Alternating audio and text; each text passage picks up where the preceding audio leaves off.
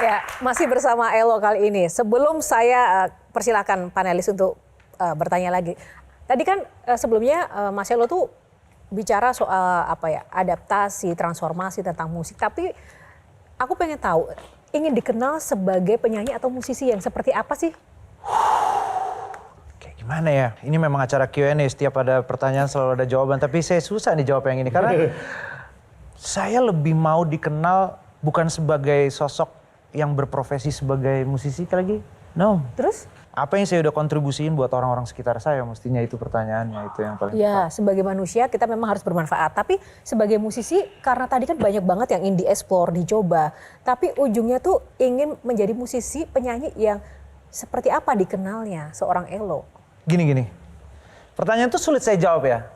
Kenapa ya? Karena buat saya opini orang ya, I don't live by people's opinion gitu. Untuk saya hanya ingin bermusik dari hati.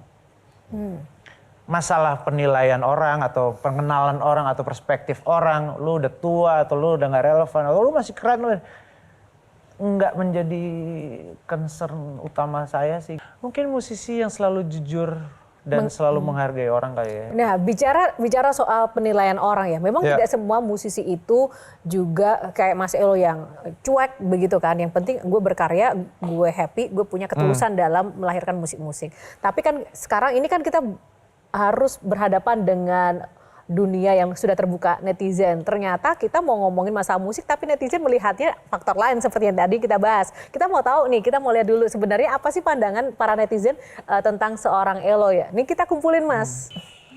Punya anak aja masih berkarisma. Nah, kita tidak bisa memungkiri loh Mas, it's not about the music anymore. Oke, lagi. Lu seksi, gondrong, ganteng, tinggi, putih, suara bagus, borong semua ada bang. Istri gue pengen gue menggondrong seketika padahal gue aslinya botak, nggak bisa tumbuh rambut.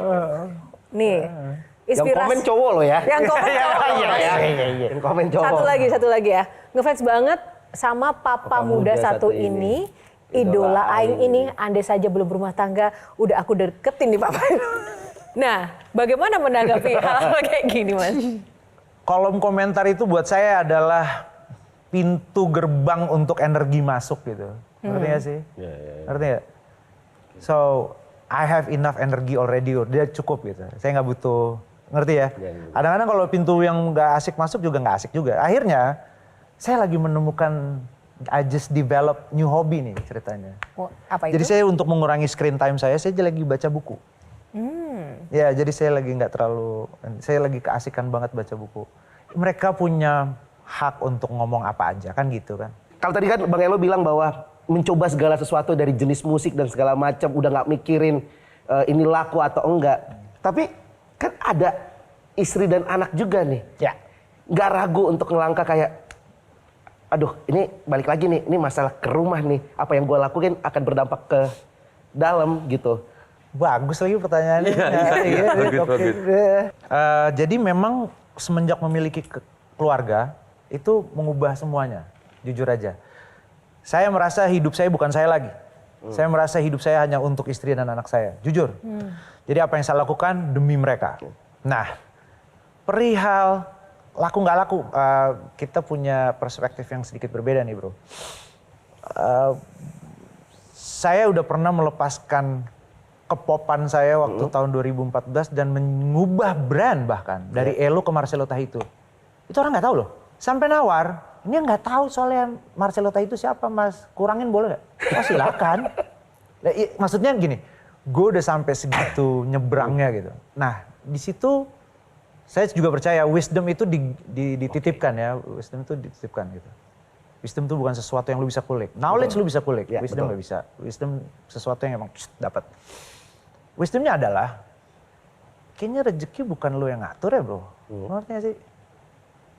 Kalau memang rezeki bukan lu yang ngatur. Emang bukan Pak, bukan. Maksudnya rezeki APBN yang ngatur.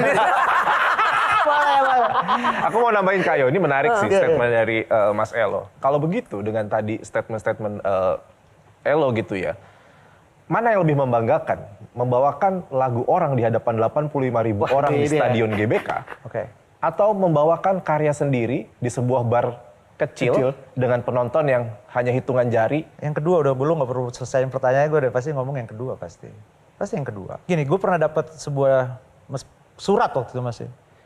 Thank you ya lagu Kisah Kita Telah Usai, ini menyelamatkan hidup gue gitu. Gue pengen mengakhiri hidup gue, bla bla bla, tapi karena dengar lagu ini, itu sukses buat saya. Berarti pesan saya, kontribusi saya untuk sesama melalui talenta yang saya dikasih sama Tuhan, itu ada buahnya.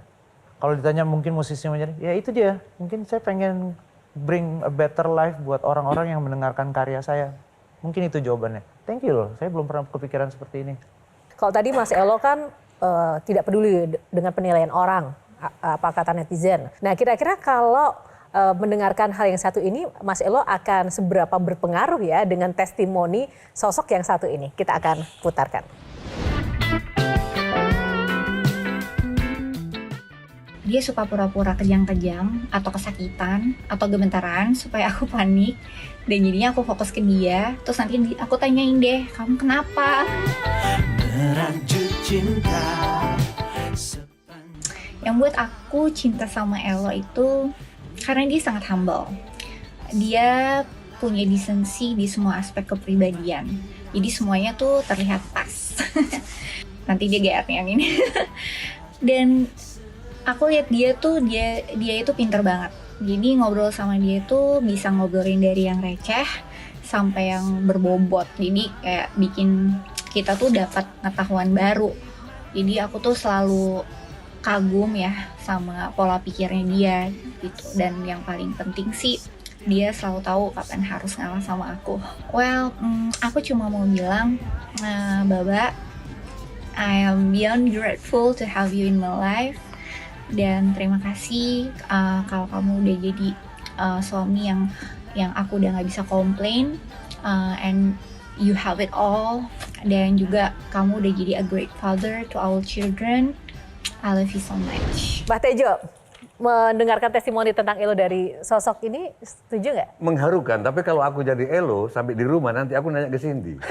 Nanya apa, Mbak? Bener nggak kamu cinta ke aku karena aku humble, karena aku gini? Ya. Berarti kamu bukan cinta karena masih ada karena-karena. Wow, I love you banget. Karena kalau cinta nggak ada karena. Suatu hari dia nggak humble, bahaya. Kalau cinta tuh nggak ada karena-karena. Nggak ada, Mbak. Coba, itu kata Mbak Tejo. Oh, tanggapan Mas Sip, Elo. nanti langsung telepon di perjalanan.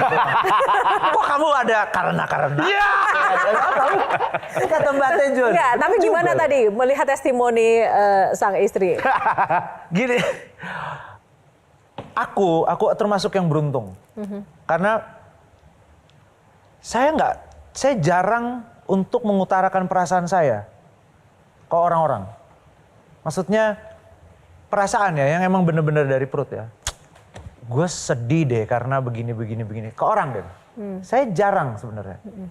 Bahkan belakangan ini udah nggak pernah. Akhirnya tempat outlet untuk mengutarakan itu ke istri saya.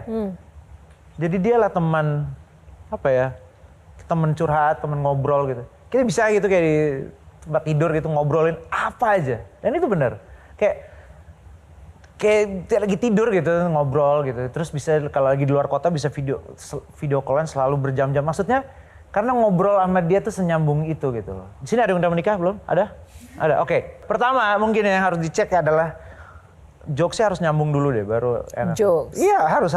Berarti kamu jatuh cinta pada Cindy karena bisa untuk curhat.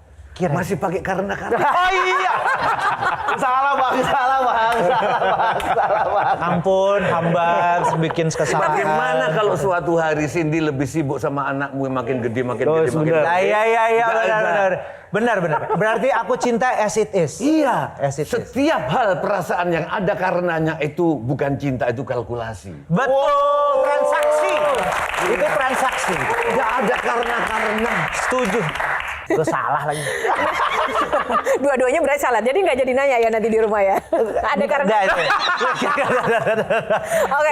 Nah Mas Elo dan istri kan termasuk yang secara image tuh sangat harmonis begitu kan, family man juga. Tapi di sisi lain di dunia industri musik tadi yang Mas Indu bilang itu kan seolah menjadi ikon sensualitas begitu ya. Terus banyak digandrungi masyarakat juga tadi, netizen juga, kita udah lihat seperti apa komen tentang Mas Elo. Itu istri sejauh mana itu proteksinya terhadap seorang Elo yang menyadari wah vokalis nih anak band pula gitu. Ada batasnya memang. Ya ngerti aja gitu. Maksudnya kalau misalnya let's say foto gitu atau jangan terlalu fisikal lah gitu. Oh, nggak boleh gandeng, nggak boleh meluk. Bukan kita nggak ngomong nggak boleh, tapi kan ini lebih mengerti Common sense suasana aja. hatinya gitu ya kan. Ini kalau misalnya kita habis manggung ya kan, ada nih momen kayak habis manggung tiba-tiba, ayo pulang. Terus tangannya, ya aduh, gue bikin apa barusan? Ada salah. Aduh, gue habis ngapain nih gitu kan. Iya. Kadang-kadang ya itulah, nah itu kan proses pengenalan antara pasangan itu kan berlangsung sampai nanti kita menutup mata untuk selama-lamanya. Kita mungkin nggak akan pernah tahu dia sesungguhnya bahkan. Kalau boleh saya menyesal, ya mesti saya menikah. Saya pengen mama main sama cucunya sih itu aja. Di antara dua wayang ini, kau suka yang mana?